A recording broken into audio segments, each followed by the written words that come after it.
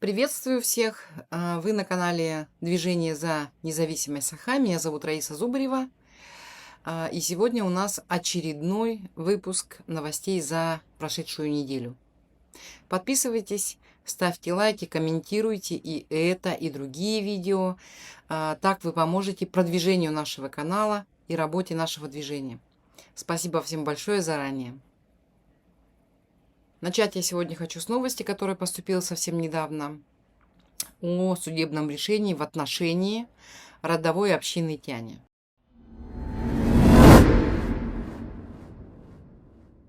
Суд постановил изъять участок земли у семьи Арсентия Николаева, председателя родовой общины Тяня в Якутии. Николаев умер под давлением уголовного преследования, но процесс против него продолжился и после смерти.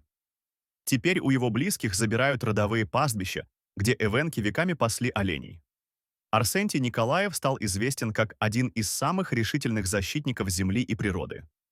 Он открыто выступал против деятельности золотодобывающей компании Nordgold, которая наносит тяжелый ущерб экологии региона. В ответ на его активность против него возбудили уголовное дело по обвинению в коммерческом подкупе. Его кабинет подвергся обыску, его самого посадили под домашний арест. Давление оказалось настолько сильным, что сердце Николаева не выдержало, он скончался. Однако даже после его смерти процесс не прекратился. Сегодняшнее решение суда изъять родовой участок у семьи– это акт устрашения всех несогласных с колониальной политикой Кремля. Для эвенков их земли это основа их жизни, культуры и традиций. Лишение этих угодий означает лишение будущего целого рода. Наверное, все помнят эту историю с Арсентием Николаевым, председателем родовой общины Тяня. Он умер под давлением уголовного преследования. И даже после его смерти процесс против него продолжился. И теперь удар пришелся по его детям и по его семье. У них забирают родовые пастбища, где они веками пасли оленей. Арсентий Николаев, надо сказать, был одним из тех немногих лидеров, кто открыто выступал против золотодобывающей компании Nordgold. Он требовал компенсации за ущерб экологии и местам своего проживания, проживания общины, проживания оленеводов.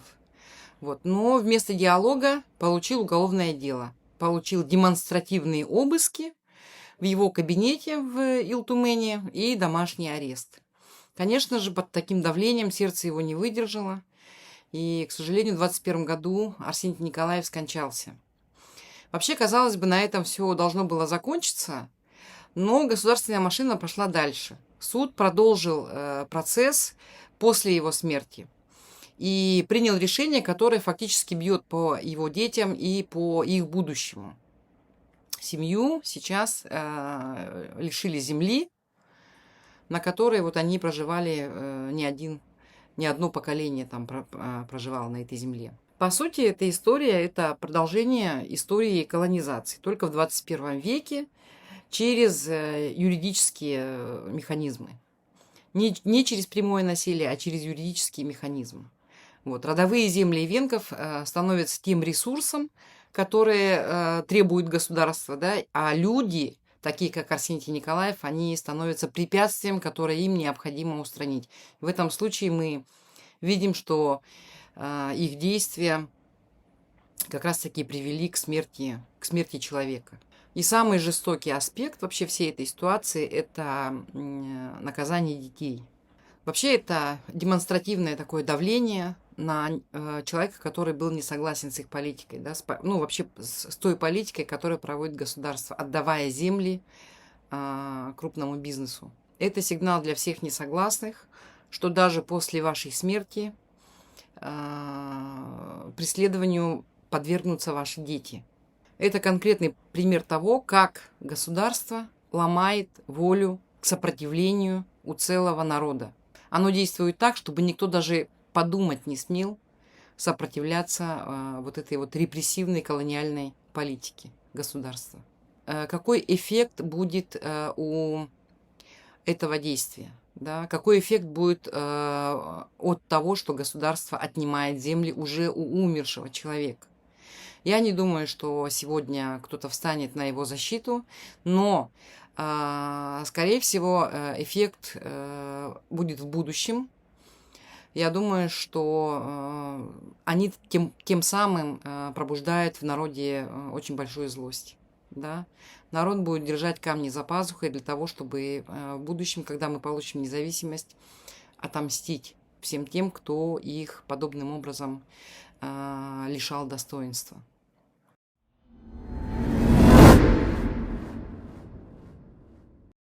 Следующая новость у нас о Александре Иванове, депутате Илтумена.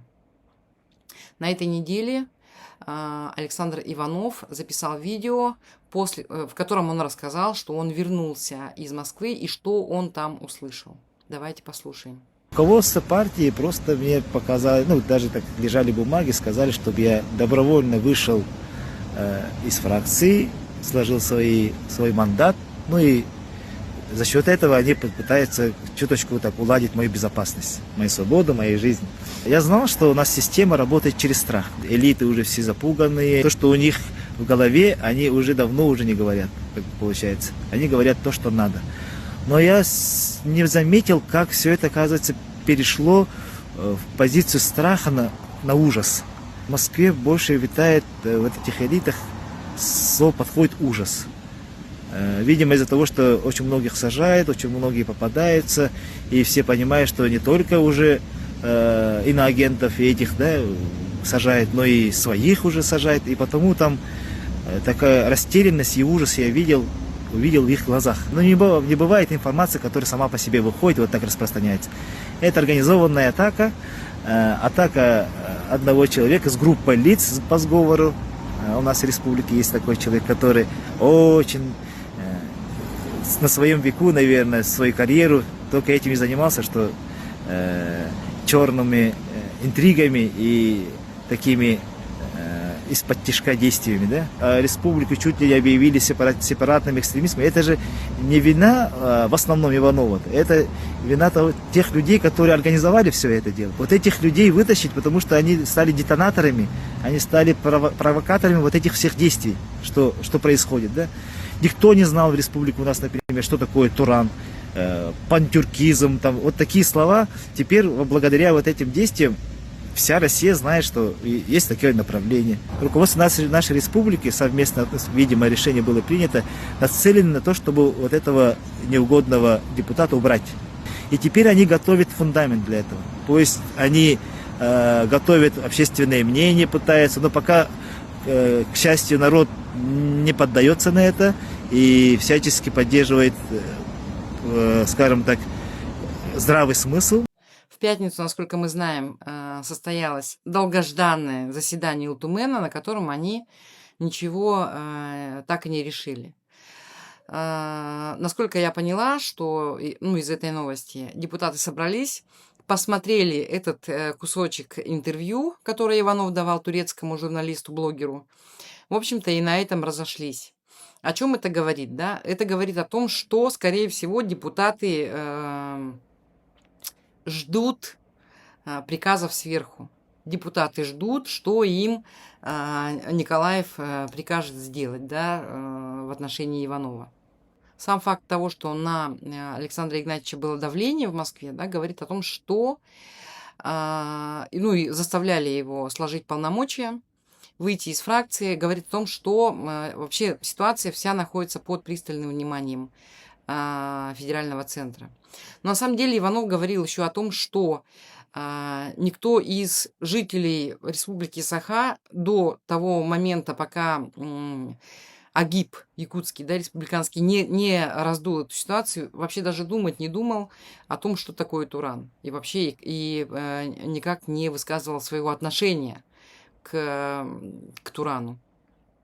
А когда пропагандисты из АГИПа раздули эту ситуацию, люди стали задумываться, что это такое, с чем это едят вообще, на самом деле, даже я не думала, о том, нужен он нам в республике, нужно ли нам, значит, входить в эту семью большую тюркских народов или не нужно. Вот. Никто даже не успел сформировать своего отношения к этому, в том числе и я. Я вот не знаю, допустим, да, будет ли нам хорошо в семье в такой вот тюркских народов, или наоборот, нам нужно идти будет своим путем. Вот. Никто не успел сформировать, но нападки на Иванова вот такого рода были. Вот. Что на самом деле привлекло только внимание к этому вопросу. Вот. Я полагаю, что вообще тюркский блогер вполне возможно был ФСБшной консервой. В прошлом году было записано это интервью, и судя по тому, какие провокационные вопросы задавал турецкий блогер, да, можно подумать о том, что на самом деле, да, ФСБшная консерва специально записана для того, чтобы в любой момент можно было достать и надавить на депутата Иванова. Все те отговорки, все те, значит, письма, которые, ну, посты, которые опубликовал турецкий блогер у себя в телеграм-канале уже после того, как началась вся эта вот истерия, да, по поводу Турана, они на самом деле никем во внимание приняты не были. Кто из вас, скажите мне, вообще прочитал о том, что этот блогер написал? В пересказе мы все посмотрели, значит, в пересказе якутских журналистов было сказано, что вот этот блогер, он, значит, на самом деле россиянин, и он на самом деле поддерживает это СВО, да, так называемое, и вообще ничего такого не имел в виду, отделение, не отделение, да, ну просто вот задал такие вопросы. Ну просто приехал к опальному депутату. Мы знаем, что и в прошлом году Иванов был таким, ну как сказать-то, Николаев к нему не очень хорошо относился. Они его в 23-м году, они его буквально выгнали из Нюрбы, да. Николаев лично на него зуб точил. Вот, и просто приехал и просто взял у опального депутата интервью и просто задал ему провокационные вопросы, да? Разве так бывает в современной России? Вот. Это все наводит на мысли о том, что, да, турецкий блогер был такой ФСБшной консервой, которую достали и предъявили миру тогда, когда это нужно было. Вот. Но посмотрим, что из этого получится. Ничего, слава богу, депутат Иванов ничего крамольного в своем интервью не сказал. Вот. Депутаты сказали, сейчас вот Илтумен в пятницу, которые собирались, они сказали о том, что нужно будет проводить экспертизу. Вот. Я думаю, что никакая экспертиза не покажет никаких призывов Иванова к отделению, никаких призывов Иванова, значит, к присоединению к Турану. Вот, поэтому пока они, конечно же, ничего не сделали. Не знаю, какой будет следующий шаг Николаева, посмотрим. Не будем сгущать краски, но пока Иванов остается во фракции, и пока он не сложил своих полномочий. На самом деле, полномочия, просто так сложить полномочия свои он, конечно же, может. Но вот другой вопрос, захочет ли, и нужно ли ему это, и поддержат ли его те люди, которые его избирали. Я бы не хотела, чтобы так было. На самом деле, человек должен представлять до конца интересы своих избирателей. Вот. Лишить они его могут мандата только через суд, или если они его объявят, я не знаю, там, экстремистом, да, или иностранным агентом, коим он, конечно же, никаким не является. Я думаю, что любая проверка это покажет. Вот. Будем дальше следить за событиями, но хотела бы еще сказать, что тут за Николаева вступился бывший президент Республики Саха Егор Борисов. И, в общем, он сказал в своей речи о том, что сейчас такое сложное время, и нам всем нужно сплотиться вокруг нашего лидера, на которого, значит, нападают непонятно кто. Да, на самом деле понятно кто, да? На Николаева нападают все. Все те, кто не согласен с политикой, которую он проводит, все те, кто не согласен с теми многочисленными нарушениями и коррупционными, и экологическими, и нарушениями в сфере ЖКХ, вот, в общем, всей его работой. Вот эти люди, все те, кто видит, имеет открытый взор, да, видит то, что происходит вокруг них, конечно же, они имеют смелость говорить, и они на него нападают, как они говорят. А на самом деле это не нападки, на самом деле это то, что они говорят, это озвучивание фактов. И они открытым текстом для того, чтобы исправить ситуацию в республике, никогда не выступают. Они из-под тишка, они прикрываясь каким-то ником, прикрываясь каким-то определенным именем даже, они пытаются критиковать, заниматься критиканством по отношению к органам власти. Их высказывания, их ревизия всяких решений, событий, которые происходят в республике, они полезного ничего не дают. Но зато путают наших активных избирателей через наши избиратели в социальных сетях, одни из самых активных в Российской Федерации, и их путают. Люди в этом плане иногда доверяют этим информацию и в результате вредят. Вот этой позиции надо все-таки защищать надо нашего Эльдархана. Поэтому я очень прошу, если мы лидера принимаем, признаем, то надо и заниматься и его защитой. Потому что он один сам по себе просто физически не может этим заниматься. Мы должны объединяться вокруг Арсения Сергеевича. Тогда достигнем своего успеха. А другого варианта нет у товарища. Но все мы знаем, да, какая у Николаева поддержка. Если все призывают сплотиться вокруг Николаева, насколько он сильный лидер, возникает вопрос. Насколько у него велика поддержка среди населения. Сразу же здесь вспоминается кадр из фильма «Меня зовут Арлекин», когда вот двое разговаривают, и один говорит: если все вокруг говорят одно и то же, может быть, ты не прав, да? А главный герой отвечает: ну, а если этот народ — это немцы, а если этот лидер — это Гитлер, что в этом случае? У нас тоже в этом случае, да, роль Гитлера у нас тут исполняет Николаев. И что, вокруг него должны все сплотиться? Давайте смотреть реально, в общем, на вещи, да. Человек, который ничего не делает. Человек, который занимается только тем, что он плетет интриги. Ничего хорошего для республики этот человек не делает. Абсолютно. Все его действия направлены как раз-таки против республики и против жителей республики. Максимально, что он делает, это он ничего не делает. Ни с вот последние события, ни с пострадавшими в Аймиконе, ни с вообще любыми, ни со строительством дорог, да, ни с переселением из аварийного жилья. Ну, в общем, этот человек, который не может отстаивать и не хочет отстаивать интересы жителей республики. Единственное, что он может, еще раз повторю, да, это плести интриги и класть себе в карман. У нас недавно на канале вышел как раз-таки фильм, да, про его жену.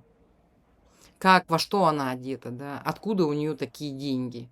Как этим людям не стыдно смотреть в глаза жителям республики, которые получают как подачки, да, вот эти 30 тысяч за то, что у него дом утонул во время наводнения.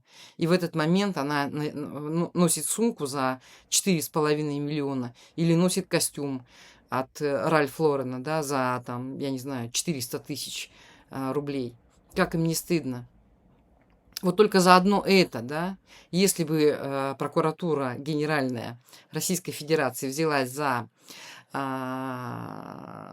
значит, проверку того, откуда у них такие средства, у этой семьи, у семьи Николаевых, то я думаю, там очень много бы вскрылось, да, тем более, что в последнее время мы видим очень многие и губернаторы, и, ну, в общем, чиновники высшего класса, они подвергаются проверкам, и они снимаются с должностей, теряют свои должности и получают уголовные сроки за коррупцию.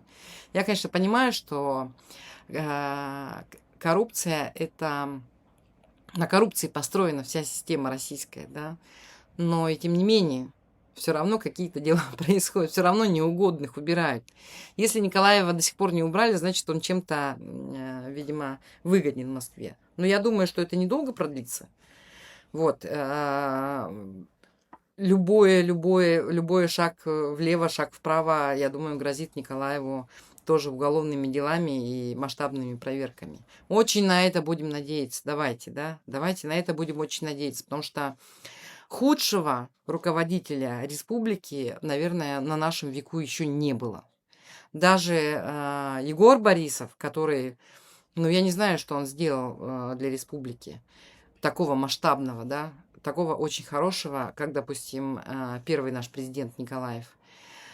Но и тем не менее, он, по крайней мере, не делал всего того, что делает, не плел такие черные интриги, какие сейчас плетет Николаев.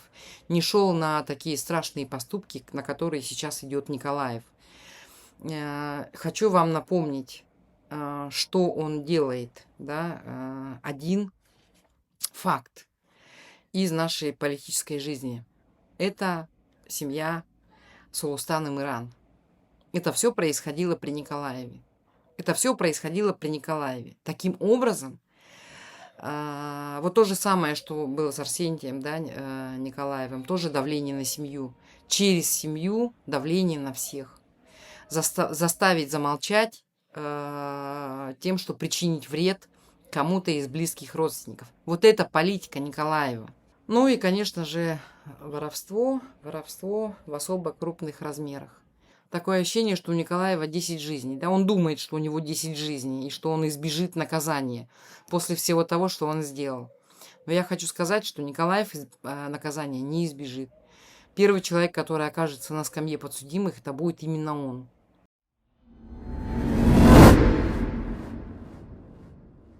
Следующая новость у нас о том, что Айсен Николаев снова понадеялся на теплые объятия американского города Фэрбенкса. Как раз-таки это случилось после того, как Путин встретился на Аляске с Трампом. Он сказал о том, что это первый иностранный город, да, с которым Якутск когда-то побратался. Я уверен, что город Якутск, он при улучшении геополитической ситуации будет продолжать свои дружеские отношения, побратимские отношения с городом Фэрбенкс. Напомню, что именно с Фэрбенксом у Якутска был первый договор о побратимских связях еще в далеком 1991 году. Вот. С тех пор много хороших мероприятий было проведено, хороших встреч и на Аляске, и у нас в республике. Но вот, к сожалению, сегодня та политика, которая проводилась в прошлой администрации Соединенных Штатов Америки, она это сотрудничество остановила. Уверен, что при улучшении, опять же, геополитической ситуации, мы на нее все надеемся, сотрудничество с нашей стороны и со стороны города Фэрбенкса будет продолжено. Вот. Ну, это вообще история, которая достойна сериала «Друзья», да, где каждая серия заново нас переубеждает. Дружба – это просто формат такой вот пресс-релиза. В 2014 году, я напомню, да, Николаев вдохновенно рассказывал про остров Еловый и тоже высказывал, значит, надежду на то, что когда-нибудь этот остров… он говорил конкретно, что этот остров нужно бы обратно забрать в состав Российской Федерации. Остров, да, повторю, сегодня принадлежит Соединенным Штатам. Вот. Но, как мы видим, география не может помешать такой вот геополитической поэзии. Да? В политике мы видим, что главное не карты, не границы, да, а то, куда они поставят ударение. Вот что важно сегодня в российской политике. И самое главное, сделать его на ударение «наш». этот остров наш, да, так же, как и Крым. Крым наш, Еловый наш. Вот. Ну, после этого, после 2014 года, после таких заявлений, я не знаю, кстати, американские власти обратили свое внимание на то, что говорит губернатор одного из самых больших, да, по территории регионов Российской Федерации. Вот. Я думаю, что нужно им подсветить эту тему. Вот. Ну и, значит, дальше в 2017 году, когда Трамп пришел к власти, Арсений Николаев весело поехал, значит, на инаугурационный завтрак. Вот. Там были, вот, да, там он улыбался, бодро так рассказывал о том, что происходит, что его пригласили на этот дипломатический омлет, да, и дали ему такой рогалик взаимопонимания. Вот. Ну и грянул 22 год, и Николаев тут же снова уже в который раз, значит, переобулся и сказал, что вот Запад нам не друг. Сегодня наша страна столкнулась с беспрецедентным давлением, с настоящей экономической агрессией против нас, которую развязали западные страны. Их цель простая – подавить экономическую мощь нашей страны, а в глобальном смысле расколоть общество, потрясти все наши устои, заставить нас отказаться от своих главных ценностей. Запад нам не друг. Выходи из чата. Вот, у нас тут своя, значит, патриотическая вечеринка вместе с Северной Кореей и Ираном.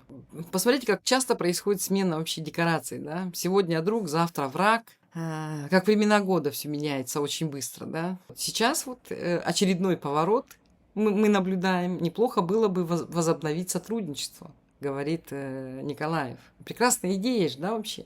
Особенно если забыть, что еще вчера Запад был, значит, нам врагом. А если говорить серьезно, то побратимство между городами, да, как обычно происходит.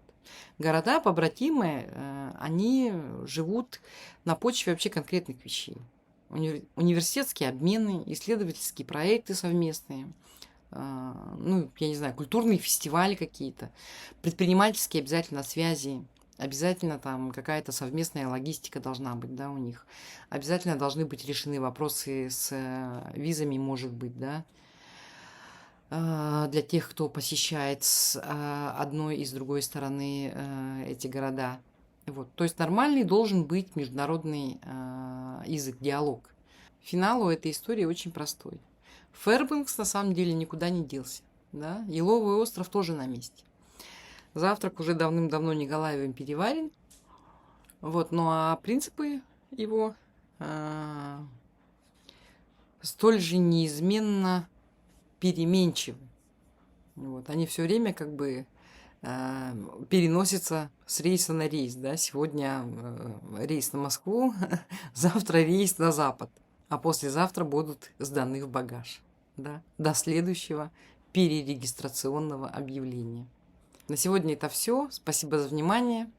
Подписывайтесь, еще раз призываю, на наш канал. Ставьте лайки, комментируйте. Увидимся на следующей неделе. Всем спасибо. До свидания.